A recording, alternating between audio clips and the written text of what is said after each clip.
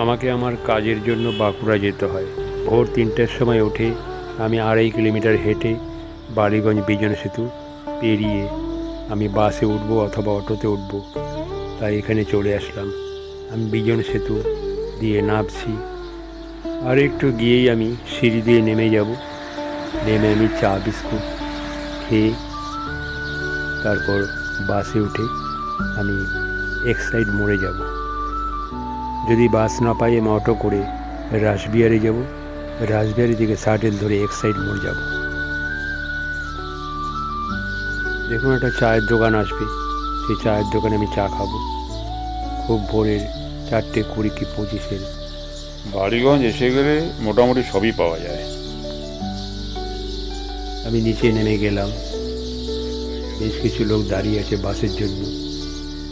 তুই একটা অটো পাওয়া যায়, কিছু ট্যাক্সি পাওয়া যায়, কিন্তু ট্যাক্সি করে যাওয়ার মতো আমার অত টাকা নেই। আমি চা বিস্কুট খেয়ে বাসে উঠে বেরিয়ে যাব। বাস 4:50 ছাড়ে, 10 টাকা ভাড়া এক্সাইড মোড়। বাস না পেলে অটো করে 15 টাকা রাসবিহারি মোড়। রাসবিহারি থেকে শাটেলে 20 টাকা এক্সাইড মোড়। ওই যে চার দোকান দেখছেন, এখানে আমি চা খেয়ে রওনা হয়ে যাব। আমি চা খেলাম, ধীরে ধীরে আমি বাসে করে এই যে এক্সাইড মোড়ে নেমে গেলাম। এখানে অনেক লরি, ওগুলো পাকসাঘাট দিক থেকে আসছে। এখান থেকে আমি বাঁ দিক ধরে একটু হাঁটবো, হেঁটে আমি রবীন্দ্র সদন মোড়ে যাব। রবীন্দ্র সদন মোড়ে যাওয়ার সময় ফুটপাথ ধরে যাব। সকালের দিকে অনেক লরিগুলো চলে, তাই অ্যাক্সিডেন্ট হতে পারে, তাই ফুটপাথ দিয়ে রাস্তা আছে।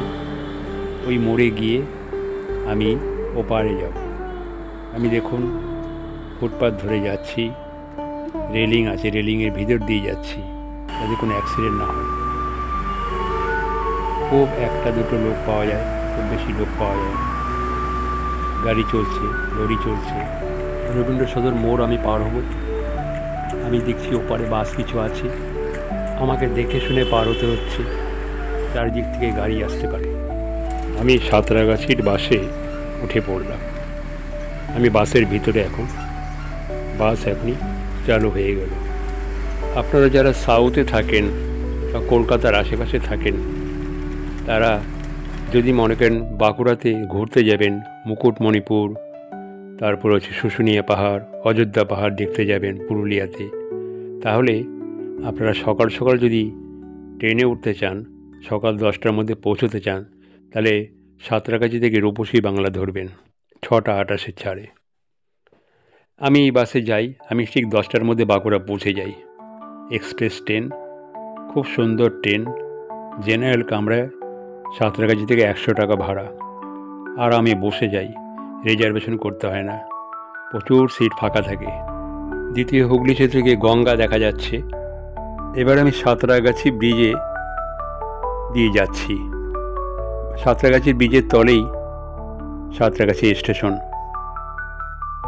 এইটুকু আসতে আমার 20 টাকা নিতে চায়, কিন্তু অনেক বাস 10 টাকা 15 টাকা তো আসে। ম্যাক্সিমাম 15 থেকে 20 মিনিট লাগে সাঁতরাগাছি আসতে রবীন্দ্র সদন থেকে। সকালবেলা রাস্তাগুলো ফাঁকাই থাকে। এই আমি সাঁতরাগাছিতে বাস স্টপে নেমে গেলাম।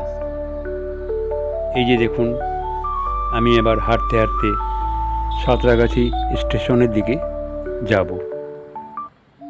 এখানে একটা ব্যারিয়ার আছে লোহার, সেটা পেরোতে গেলে একটু এগোতে হবে, এগিয়ে তারপর আবার টার্ন নেবে। আমি টার্ন নিলাম। এই যে গাড়িগুলো দেখছেন, এগুলো পার্কিং গাড়ি। যাদের অনেক পয়সা আছে তারা এখানে গাড়ি পার্কিং করে দূরে দূরে চলে যায়। এখানে 2 ঘন্টায় 70 টাকা নেয় 4 চাকা, এবং সারা দিনের জন্য রাখলে 850 টাকা করে নেয়। এবার আমি পার হচ্ছি, দেখুন সাঁতরাগাছি স্টেশন। ওই ভদ্রলোক দৌড়াচ্ছে, হয়তো আগের ট্রেন ধরবে। সাঁতরাগাছি আমি টিকিট কাউন্টারে যাব। ধীরে ধীরে আমি টিকিট কাউন্টারের দিকে যাচ্ছি। এখন ভোরবেলা,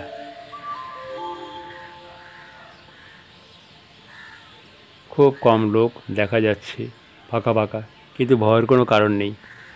এখানে কোনো দুর্ঘটনা বা কিছুই ঘটে না। এই যে আমি টিকিট কাউন্টার থেকে সিঁড়ি দিয়ে উপরে উঠব, ওই যে কাউন্টার দেখা যাচ্ছে দেখুন,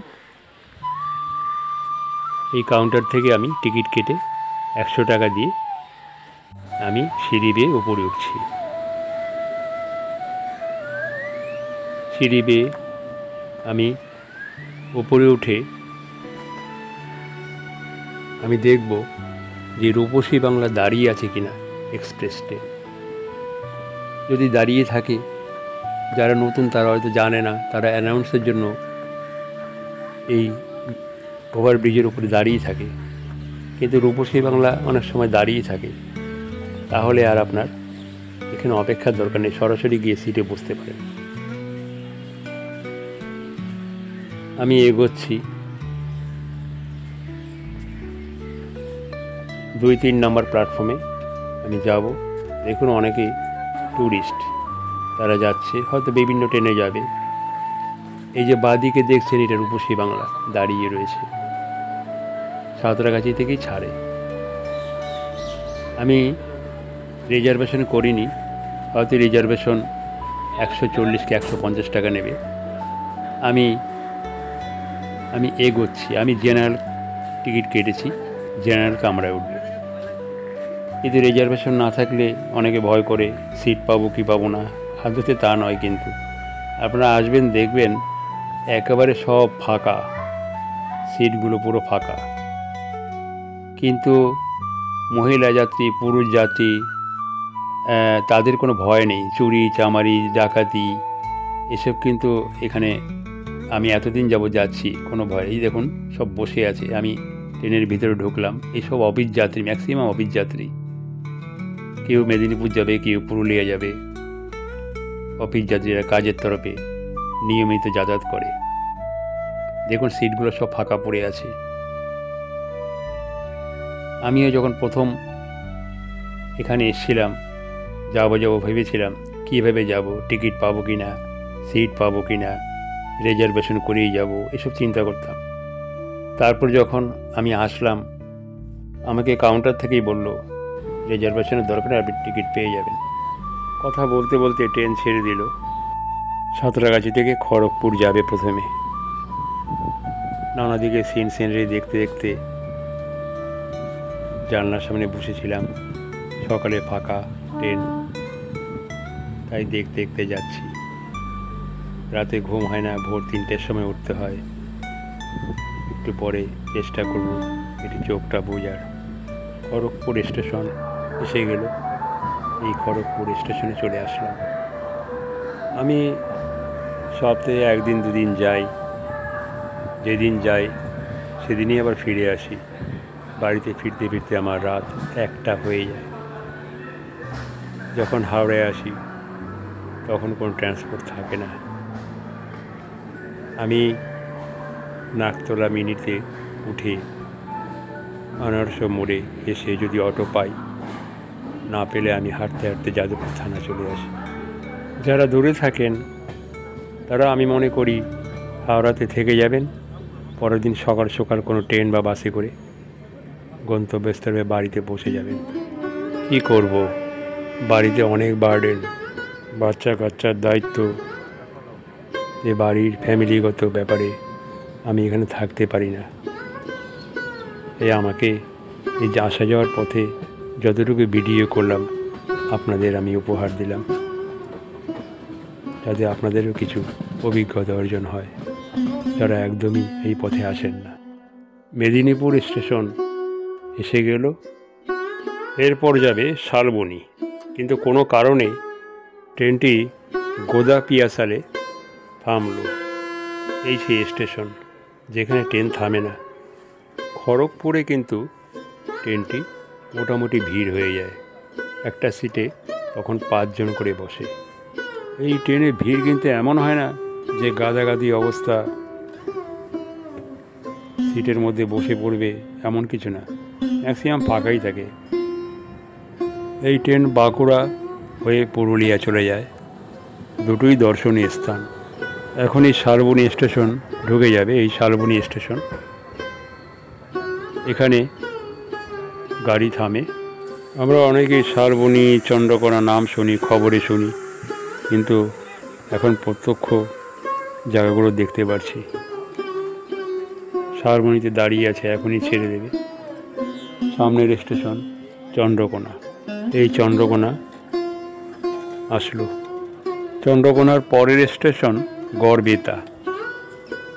আপনারা যারা বাঁকুড়া যাবেন, যখন ফিরবেন, যদি কোনো রূপসী বাংলা বা আরণ্যক ট্রেন না পান, তাহলে আপনারা মশাগ্রাম ট্রেনে উঠে যাবেন।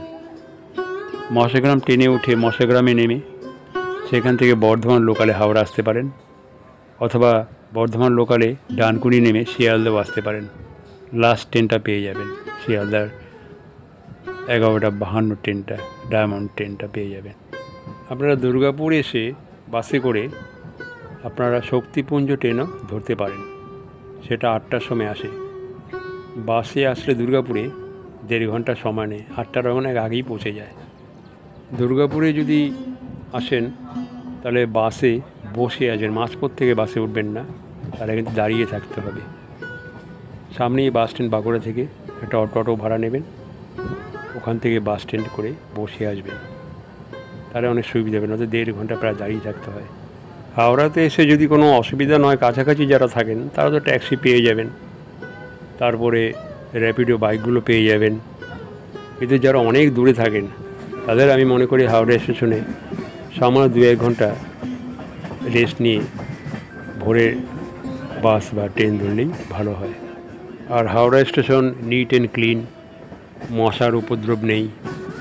আপনারা সুন্দর ওখানে শুয়ে ভোরের দিকে চলে আসতে পারেন বাড়িতে, ওখান থেকে শিয়ালদা হয়ে চলে আসতে পারেন। কিন্তু রাত 12টা পর্যন্ত কিন্তু শিয়ালদার বাস পাওয়া যায়, কিন্তু শিয়ালদা আসলেও তো আর ট্রেন পাবেন না, তাই হাওড়াতে থাকাই ভালো। এই যে রূপসী বাংলা, আরণ্যক ট্রেনগুলো, এগুলো সত্যি super clean, NEET and clean. পায়খানা বাথরুম খুবই পরিষ্কার পরিচ্ছন্ন, আর মানুষজনও ভালো, খুব একটা ভিড় হয় না, ফাঁকা ফাঁকাই থাকে মোটামুটি, দেখতেও সুন্দর। সব ম্যাক্সিমাম সার্ভিসম্যানরা ম্যাক্সিমাম ওঠে, টুরিস্টরাও ওঠে, ব্যবসাদারও ওঠে, সার্ভিসম্যানরাই বেশি। দেখবেন বিভিন্ন স্টেশনে এনারা নেমে যান, আবার আসার সময় একই অবস্থা, বিভিন্ন সার্ভিসম্যানরা ওঠে, আবার তারা তাদের নিজেদের বাড়িতে চলে আসেন। সামনেই গড়বেতা স্টেশন। এই গড়বেতা ঢুকে গেল। আমি জানলার সামনে বসে ভিডিওটা করছি। বাঁকুড়াতে পৌঁছে একদিন রেস্ট নিলেন, বাঁকুড়া শহরের মধ্যে অনেক কিছু দেখার আছে, সেগুলো দেখলেন। তারপর দিন আপনারা মুকুটমণিপুর গেলেন, তারপরে দিন শুশুনিয়া পাহাড় গেলেন। বাঁকুড়া স্টেশনের কাছেই দেখবেন অনেক গাড়ি ভাড়ার জন্য দাঁড়িয়ে থাকে, আপনাদের ডাকবে। ওখানে মানুষজন যথেষ্ট ভালো, আপনারা নির্ভয়ে গাড়ি ভাড়া করতে পারেন। বাঁকুড়া থেকে সারাদিনের জন্য মুকুটমণিপুর 1600 টাকা নেয়, আর শুশুনিয়া পাহাড় 1400 টাকার মতো। আপনারা একটু কথা বলে একটু বার্গেনিং করে নেবেন, একটু কম বেশি হবে। বাঁকুড়া থেকে অনেক বাসও পেয়ে যাবেন, সরাসরি মুকুটমণিপুর, শুশুনিয়া পাহাড় যাওয়া যায়। কিন্তু অযোধ্যা পাহাড় দেখতে গেলে আপনাকে পুরুলিয়া যেতে হবে। পুরুলিয়া থেকে গাড়ি ভাড়া করলে আপনার অনেক সুবিধা হবে। সেখানে বাঁকুড়া থেকে পুরুলিয়া অনেকটাই দূর, তাই পুরুলিয়াতে গিয়ে ওখান থেকে গাড়ি ভাড়া করে আপনারা অযোধ্যা পাহাড় দেখতে পারেন। মার্চ মাসে না যাওয়াই ভালো, কারণ গরমটা বাড়তে থাকবে। আর বাঁকুড়ার গরম, পুরুলিয়ার গরম তো আপনারা জানেনই, কলকাতার গরমের থেকে অনেক বেশি। তাই আপনারা সামনের শীত পর্যন্ত অপেক্ষা করতে পারেন। এখন ফ্যামিলি নিয়ে যাওয়া মানে আপনার ঘোরার থেকে কষ্টটা বেশি হবে। সামনের শীত পর্যন্ত অপেক্ষা করুন, তারপর ঘুরে আসবে। সামনেই বিষ্ণুপুর স্টেশন, বিষ্ণুপুরের পরেই বাঁকুড়া। আপনারা যখন ফিরবেন তখন বিষ্ণুপুর হয়ে আসবেন। বিষ্ণুপুরে অনেক কিছু দেখার আছে, সেই দর্শনীয় স্থানগুলো দেখে আপনারা বাড়ি ফিরতে পারবেন। বিষ্ণুপুর স্টেশন ঢুকে গেল। এই বিষ্ণুপুর স্টেশন এখানে একটু রেলের কাজ হচ্ছে, যার জন্য প্ল্যাটফর্মটা একটু নোংরা দেখা যাচ্ছে। কাজ হচ্ছে, পুরো স্টেশনটাই কাজ হচ্ছে। তবে আপনারা মুকুটমণিপুর যদি থাকতে চান তাহলে কিন্তু ভাড়া অনেক পড়ে যাবে। তাই আমি মনে করি আমাদের মধ্যবিত্তের নাগালে বাঁকুড়া থেকেই একদিনের জন্য ট্যুর করে চলে আসেই ভালো। আর মুকুটমণিপুর আপনার একদিনে বেশি ভালো লাগবে না, বরং পরের দিনটা শুশুনিয়া পাহাড় গেলেন, তারপরে চলে গেলেন পুরুলিয়াতে, সেখানে একদিন হোটেলে স্টে করলেন, অযোধ্যা পাহাড়টা দেখলেন। মোটামুটি 3 দিন ট্যুর যথেষ্ট। তারপরে আসার পরથી বিষ্ণুপুর দিকে চলে আসলেন। যারা বাড়ির বয়স্ক লোক, বয়স হয়েছে, তাদের কিন্তু এই জার্নিগুলো খুব যথেষ্ট ভালো। অল্প ধক্করস হয়ে তারা আবার বাড়ি ফিরে যেতে পারে। এই বাঁকুড়া এসে গেল। বাঁকুড়াতে আমি নামলাম, নেমে হাঁটছি, সামনের দিকে এগোচ্ছি। এই যে দেখছেন হাঁটছে, এরা কিন্তু ম্যাক্সিমাম অফিস যাত্রী, মহিলা পুরুষ নির্বিশেষে সবাই এখানে একা একা নির্ভয়ে ঘুরতে পারে। তবে রাতের ব্যাপারটা আমি বলতে পারবো না, রাতে মহিলাদের একা না ঘোরাই ভালো। একটু এগোলেই ওভারব্রিজ পড়বে, বয়স্ক লোক হলে একটু ধরে ধরে নেবেন। ওই ওভারব্রিজটা কিন্তু পার করতে হবে, তারপরে উঠে ডান দিক দিয়ে নেমে যেতে হবে। একটু 2-3 মিনিট দাঁড়িয়ে যান, কারণ ওভারব্রিজটা সারা ট্রেন থেকে প্রচুর লোক নামলো। ট্রেনটিও কিন্তু দেখছেন বেরিয়ে গেল, ছেড়ে দিয়েছে। এটা পুরুলিয়ার উদ্দেশ্যে রওনা হয়ে গেল। 2-3 মিনিট দাঁড়িয়ে যান, একটু ফাঁকা হয়ে যাবে এক্ষুনি, তারপর উঠুন। আমার অভ্যাস হয়ে গেছে, তাই আমি দেরি করলাম না, আমি উঠে পড়লাম। আপনারা বাচ্চা বা বয়স্ক লোক নিয়ে গেলে একটু পরে উঠবেন। এই দেখুন আমি ওভারব্রিজে উঠে গেলাম। ওভারব্রিজের উপর দিয়ে হাঁটছি, হেঁটে সোজা যাব, সোজা গিয়ে ডান দিকে নেমে যাব।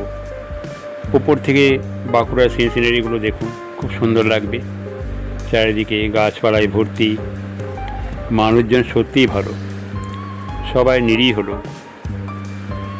এখানকার লোকেদের মনটা না একটু খুব সরল হয়, মানে আমি পার্সেন্টেজ হিসেবে বলছি, আমাদের 70% লোকের মন কিন্তু খুব সাদাসিধে। ওই যে দূরে অ্যারো দিয়ে দেখানো হচ্ছে, ওটা হচ্ছে টিকিট কাউন্টার।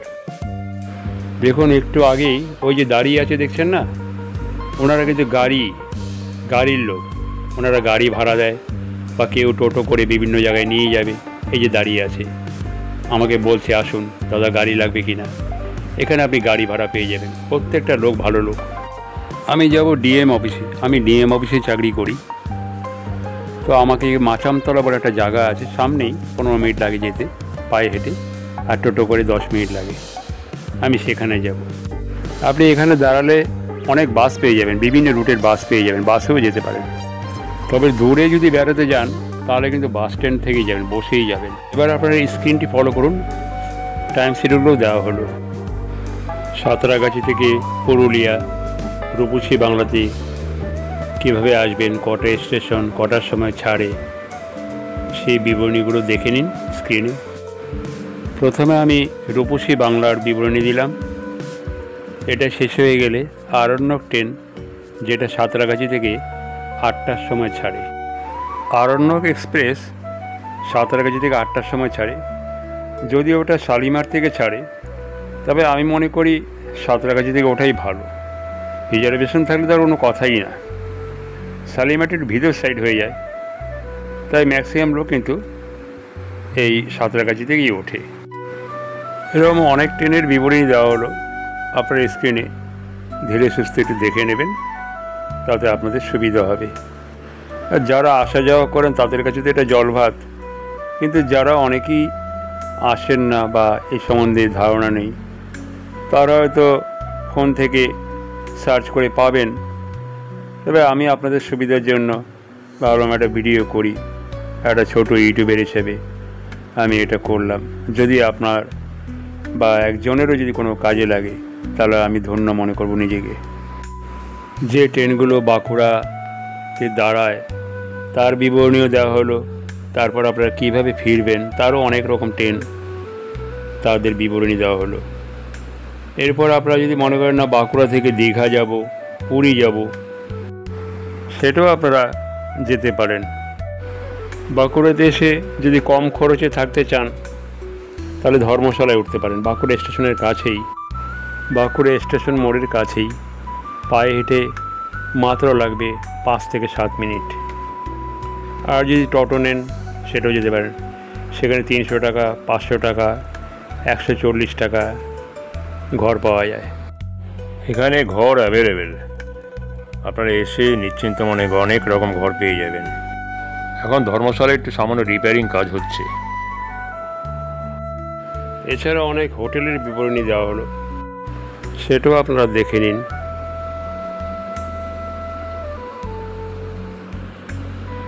স্ক্রিনে সব দেওয়া হলো ঠিকানাগুলো, আপনারা ফোন ঘেটেও পেয়ে যাবেন।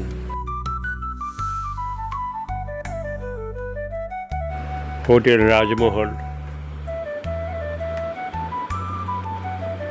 হোটেল দেবর্ষি, হোটেল সপ্তর্ষি, এর বাইরেও অনেক হোটেল পেয়ে যাবেন আপনারা। মায়াবন ভিলেজ। এবার বাঁকুড়া থেকে ফিরে আসার যে টাইম শিডিউল ট্রেনের, সেটা সম্বন্ধে সামান্য বিবরণী দেওয়া হলো, স্ক্রিনটি ফলো করুন।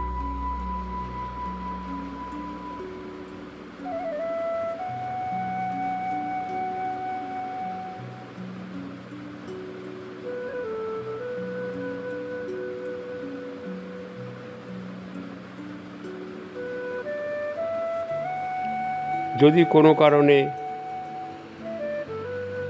এই ট্রেনগুলো না পান বা মিস করেন তাহলে আরেকটা রুট আছে, সেটা হচ্ছে মশাগ্রাম। সেটা পিছনে আমি দিয়েছি, মশাগ্রাম দিয়েও আসতে পারেন। মশাগ্রাম দিয়ে যদি আসেন সেও ফাঁকা ট্রেন, শুয়ে বসে আসতে পারবেন, খুব ভালোই যায়, যথেষ্ট জোরে চলে, কিন্তু স্টেশনগুলোতে থামে। 6:05 বাঁকুড়া থেকে মশাগ্রাম ট্রেন ছাড়ে। মশাগ্রাম ট্রেন কখন পাবেন, কিভাবে পাবেন তার বিবরণীও দেওয়া হলো, স্ক্রিনটি ফলো করবেন। মশাগ্রাম ট্রেন মশাগ্রামে পৌঁছয় ঠিক 9:05 আগে কি 9টার মধ্যে। ওখান থেকে বর্ধমান লোকালে হাওড়া চলে আসতে পারবেন, অথবা ডানকুনি নেমে শিয়ালদাতে চলে আসতে পারবেন। আমার প্রতিবেদনটি শুধু বাঁকুড়া পুরুলিয়া যাওয়া আসার ব্যাপার নেই, এখানে মুকুটমণিপুরের ভিডিও দেখাবার আদৌ ইচ্ছে ছিল না, তবে একটু ভিডিও যুক্ত করলাম। ভিডিওর সাথে সাথে আপনাদের বলে দিচ্ছি যে মশাগ্রাম দিয়ে যদি কখনো আসেন আপনারা ট্রেন থেকে নেমে একটু জোরে হাঁটবেন, কারণ বর্ধমান লোকাল ধরতে গেলে আপনাকে সিঁড়ি বেয়ে ওভারব্রিজে উঠতে হবে কিছুটা দূরে গিয়ে, সেখানে অন্তত 5 মিনিটের মতো লাগবে। তো তাই আপনারা যদি বর্ধমান লোকালটা 8:43 ট্রেনটা পেতে চান, যেটা বর্ধমান থেকে ছাড়ে, সেটা পেতে গেলে আপনি একটু জোরে হেঁটে আপনাকে ওই লোকালটা ধরতে। অনেক সময় দেখা যায় আমরা ওভারব্রিজে উঠতে উঠতে ট্রেন এসে যায়, আমরা তাড়াতাড়ি নেমে যাই, কিন্তু বয়স্ক লোক বাচ্চা থাকলে আপনারা ওই ট্রেনটা ছেড়ে দিন, এরপরেও ট্রেন আছে সেই ট্রেনে যাবেন, সবচেয়ে ভালো হবে। আর যদি মনে করেন শিয়ালদা যাবেন, শিয়ালদা গিয়ে যদি লাস্ট ট্রেন চলে যায় তাহলে তো শিয়ালদাতেই থাকতে হবে। আর কারণ 11:52 লাস্ট ট্রেন কিন্তু শিয়ালদা থেকে চলে যায়। আর ডানকুনি লোকাল 10:32 ছাড়ে, একদম কাটায় কাটায় ডানকুনি থেকে। তারপরে আবার ডানকুনি লোকাল আছে। 10:32 ট্রেনে যদি ওঠেন তা আপনি শিয়ালদা এসে মানে হেসে গেলে আপনি 11:52 ট্রেনটা পেয়ে যাবেন। তাই 10:32 ট্রেন আপনি মশাগ্রামে থেকে বর্ধমান লোকালে উঠে আপনি দেখছেন যে 10:32 টাইটাই হয়ে গেছে, আপনি ভুলেও কিন্তু বর্ধমান লোকাল থেকে নামবেন না। কারণ আপনি নামলেন, বর্ধমান লোকালও হাওড়ার দিকে বেরিয়ে গেল, এদিকে ঠিক কাটায় কাটায় 10:32 ডানকুনি লোকালটাও চলে গেল, আপনি দুদিকেই সর্বহারা হয়ে গেলেন। তাই দেখেন যদি 2-3 মিনিট সময় আছে তাহলেই আপনি ডানকুনিতে নামবেন এবং ওভারব্রিজ পার হয়ে ডানকুনি লোকালটা ধরবেন। ডানকুনিটা ওখানে দাঁড়িয়েই থাকে, ঠিক কাটায় কাটায় 10:32 ছেড়ে দেয়। বর্ধমান লোকাল মশাগ্রাম থেকে ধরার পরে হাওড়ার দিকে আস্তে আস্তে ট্রেনগুলি আস্তে আস্তে ফাঁকা হতে থাকে। কোনো কামরায় 2 জন, কোনো কামরায় 3 জন, এইভাবে থাকে। দেখবেন অফিস যাত্রী যেখানে আছে সেই সব কামরাতে চলে যান। আর এইসব লাইনে কোনো অঘটন ঘটেনি, খুবই ভালো লাইন, আপনার কোনো ভয় নেই। মহিলা পুরুষ নির্বিশেষে হাওড়াতে আসতে পারেন, নির্ভয়ে আসতে পারেন, কোনো ভয়ের কোনো কারণ নেই। আমার অনেক সময় ওই 8:43 ট্রেনটা না পেলে হাওড়া আস্তে আস্তে 12টা বেজে যায়। তা আমি দেখি অনেক মহিলা থাকে, বিভিন্ন জায়গায় নেমে যায়, আমি নির্ভয়ে দেখি সবাই হাঁটাচলা করছে, অসুবিধা না। ফাঁকা হলেও ভয়ের কোনো কারণ নেই, নিশ্চিন্তে নির্ভাবনে আসবেন। সব ভদ্রলোকই এইসব ট্রেনগুলোতে ওঠে। আমি একটা ছোট্ট ইউটিউবার হিসেবে যতটুকু পারলাম আপনাদের প্রতিবেদনটি উপহার দিলাম। যদি ভালো লাগে সাবস্ক্রাইব করবেন, উৎসাহ দেবেন, যাতে আরও ভিডিও করতে উৎসাহ পাই। অশেষ ধন্যবাদ।